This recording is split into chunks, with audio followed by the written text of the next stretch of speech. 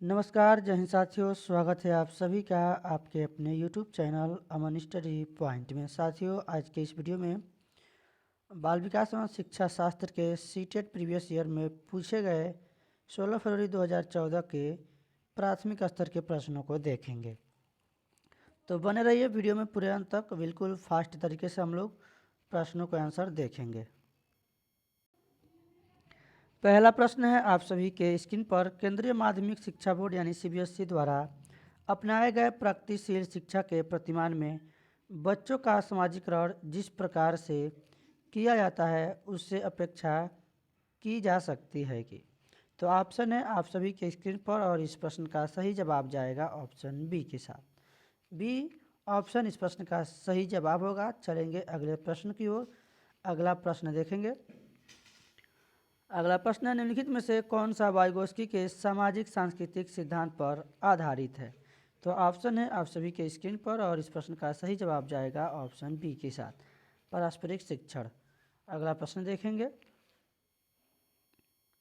एक शिक्षिका अपनी कक्षा में कहती है, सभी प्रकार के प्रदत्त कार्यों का निर्माण इस प्रकार किया गया है कि प्रत्येक शिक्षार्थी अधिक प्रभावशाली ढंग से सीख सके, अतः सभी विद्यार्थी बिना किसी अन्य की सहायता से अपना कार्य पूर्ण करें। यह कोहलबर्ग के किस नैतिक विकास चरण की ओर संकेत दे रही है। ऑप्शन है आप सभी के स्क्रीन पर। इस प्रश्न का जो सही जवाब जाएगा ऑप्शन ए के साथ। चलेंगे अगले प्रश्न की ओर, देखेंगे अगले प्रश्न को। 14 वर्षीय देविका अपने आप में पृथक स्वनियंत्रित व्यक्ति की भावना को विकसित करने का प्रयास कर रही है। वह क्या विकसित कर रही है। तो इस प्रश्न का सही जवाब आपका जो होगा ऑप्शन बी, स्वायत्ता। चलेंगे अगले प्रश्न की ओर, देखेंगे अगले प्रश्न को। प्रगतिशील शिक्षा के संदर्भ में निम्नलिखित में से कौन सा कथन जॉन ड्यूई के अनुसार समुचित है। तो एक पूछा जाता है अनुचित और एक पूछा जाता है उचित या समुचित। तो प्रश्न सकारात्मक है, सकारात्मक के साथ आंसर जाएगा बी विकल्प इस प्रश्न का सही जवाब होगा। चलेंगे अगले प्रश्न की ओर, देखेंगे अगले प्रश्न को। भाषा अवबोधन से संबद्ध विकार है। ऑप्शन है आप सभी के स्क्रीन पर, देखेंगे इस प्रश्न का सही जवाब जो होगा आपका डी, भाषाघात। चलेंगे अगले प्रश्न की ओर। अगला प्रश्न है आप सभी के स्क्रीन पर। निम्नलिखित में से कौन सा आलोचनात्मक दृष्टिकोण बहुबुद्धि सिद्धांत से संबद्ध नहीं है। प्रश्न में पूछा गया है कौन सा नहीं है। इस प्रश्न का सही जवाब होगा ऑप्शन सी के साथ आंसर लगाएंगे। चलेंगे अगले प्रश्न की ओर, देखेंगे अगले प्रश्न को।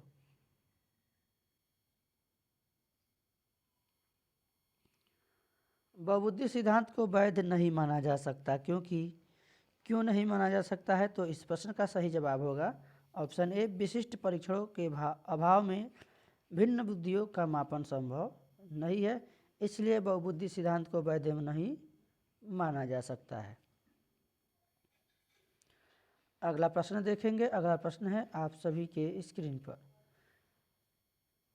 कक्षा में विद्यार्थियों को व्यक्तिक विभेद के बारे में बताना है, कौन सा ऑप्शन सही है। तो इस प्रश्न का सही जवाब जाएगा ऑप्शन डी के साथ, लाभकारी है क्योंकि ये विद्यार्थियों की संज्ञानात्मक संरचनाओं को खोजने में अध्यापकों की प्रवृत्ति को प्रवृत्त करते हैं। तो डी के साथ आंसर लगाएंगे। चलेंगे अगले प्रश्न की ओर। वीडियो में आप लोग पूरे अंत तक बने रहिएगा। जब वीडियो आप लोग शुरू करते हैं तो थोड़ा सा देखकर वीडियो को क्लोज कर देते हैं। तो ऐसा करेंगे तो आप लोग पूरा प्रश्न नहीं देख पाएंगे। और ये सभी आपके प्रीवियस ईयर के पेपर हैं। जब पूरा प्रश्न आप लोग देखेंगे तो आप लोगों को पता चलेगा कि किस प्रकार से प्रश्न आपके प्रीवियस ईयर पेपर में पूछे गए हैं। विद्यालय आधारित आकलन प्रारंभ किया गया था ताकि, यानी किस लिए प्रारंभ किया गया था। तो इस प्रश्न का सही जवाब होगा ऑप्शन डी, यह इसलिए प्रारंभ किया गया था कि विद्यालय अपनी कक्षा में विद्यमान अन्य विभिन्न विद्यालयों की तुलना में प्रतियोगिता द्वारा अपनी विशिष्टता प्रदर्शन हेतु प्रेरित हो सके। अगला प्रश्न देखेंगे, निम्नलिखित में से कौन सा एक अन्य विकल्पों से संबद्ध नहीं है? तो इस प्रश्न का सही जवाब होगा ऑप्शन डी। डी के साथ आंसर लगाएंगे। चलेंगे अगले प्रश्न की ओर। देखेंगे अगला प्रश्न है, निम्नलिखित में से कौन सा प्रश्न अपने विशिष्ट क्षेत्र से ठीक से तरह से मिला हुआ है? ऑप्शन है आप सभी के स्क्रीन पर। इस प्रश्न का सही जवाब होगा ऑप्शन डी। निर्धारित कीजिए कि दिए गए मापकों विश्लेषणों में से कौन सा मापक आपको उत्तम परिणामों को पाने में सर्वाधिक प्रवृत्त करता है। चलेंगे अगले प्रश्न की ओर। अगला प्रश्न है, निम्नलिखित में से कौन सी सर्वाधिक प्रभावशाली विधि हो सकती है जो आपकी इस अपेक्षा को पूरी कर सके कि वंचित विद्यार्थी अपनी भागीदारिता द्वारा सफल हो सके? तो इस प्रश्न का सही जवाब होगा ऑप्शन ए। ए के साथ आंसर लगाएंगे। चलेंगे अगले प्रश्न की ओर। अगला प्रश्न है आप सभी के स्क्रीन पर, निम्नलिखित में से कौन सा विकार का उदाहरण नहीं है? तो इस प्रश्न का सही जवाब होगा ऑप्शन सी, पर अभिजात तनाव।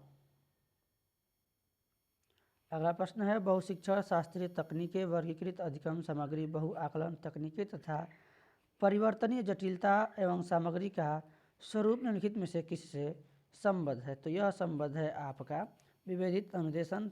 ऑप्शन सी के साथ आंसर जाएगा।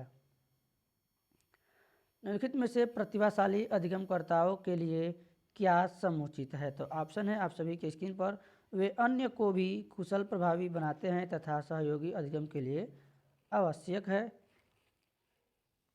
या फिर वे सदैव अन्यों का नेतृत्व करते हैं और कक्षा में अतिरिक्त उत्तरदायित्व ग्रहण करते हैं।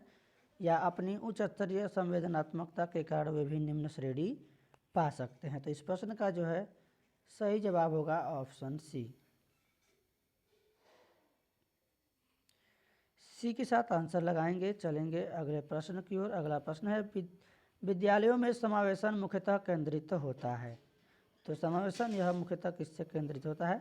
विशिष्ट श्रेणी वाले बच्चों के लिए सूक्ष्म प्रावधानों के निर्माण पर। ए ऑप्शन इस प्रश्न का सही जवाब होगा। चलेंगे अगले प्रश्न की ओर। अगला प्रश्न है, बच्चों में सीखी गई निस्सहायता का कारण है। तो इसका जो कारण होगा ऑप्शन ए सही होगा। विकल्प ए के साथ आंसर लगाएंगे। इस व्यवहार को अर्जित कर लेना कि वे सफल नहीं हो सकते।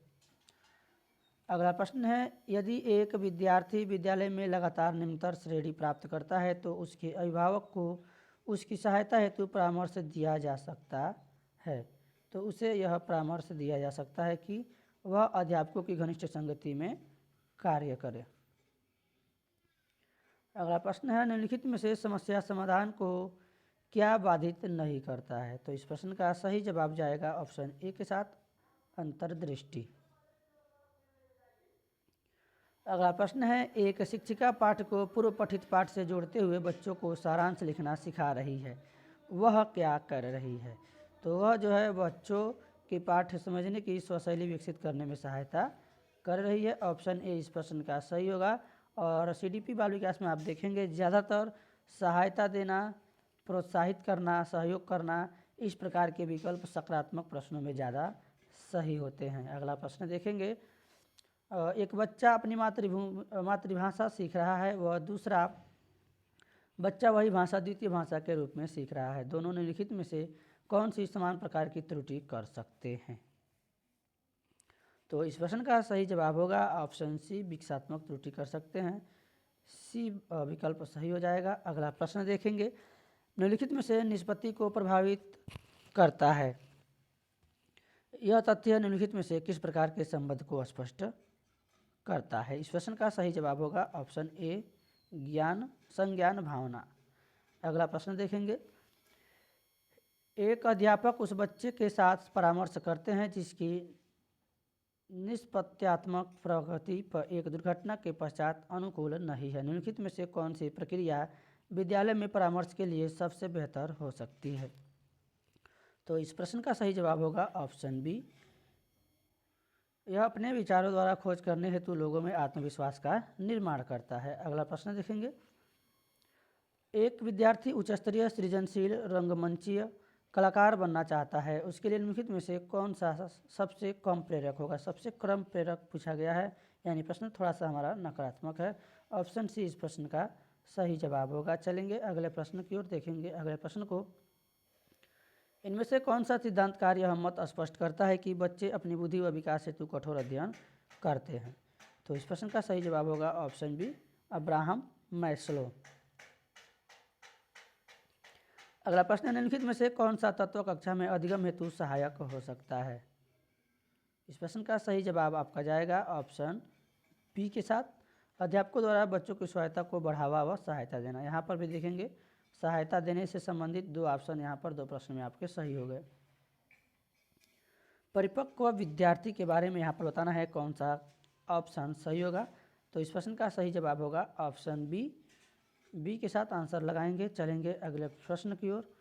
पूर्व विद्यालय में पहली बार आया बच्चा मुक्त रूप से चिल्लाता है। 2 वर्ष पश्चात वही बच्चा जब प्रारंभिक विद्यालय में पहली बार जाता है तो अपना तनाव चिल्लाकर व्यक्त नहीं करता, अपितु उसके कंधे व गर्दन की पेशियाँ तन जाती हैं। उसके इस व्यवहारिक परिवर्तन का क्या सैद्धांतिक आधार हो सकता है? तो इस प्रश्न का सही जवाब जाएगा ऑप्शन डी के साथ, विभेद व एकीकरण विकास के लक्षण। आखिरी प्रश्न है इस वीडियो का, निम्नलिखित में से कौन सा कथन सत्य है? आनुवांशिक बनावट व्यक्ति की परिवेश की गुणवत्ता प्रत्युत्तरात्मकता को प्रभावित करती है।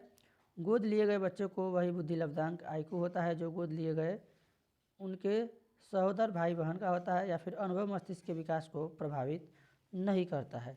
तो यहाँ पर देखेंगे इस प्रश्न का जो सही जवाब जाएगा ऑप्शन ए के साथ जाएगा। तो साथियों, आज के वीडियो में बस इतना ही। मिलेंगे एक नए वीडियो में एक नए टॉपिक के साथ। तब तक के लिए धन्यवाद। जय हिंद।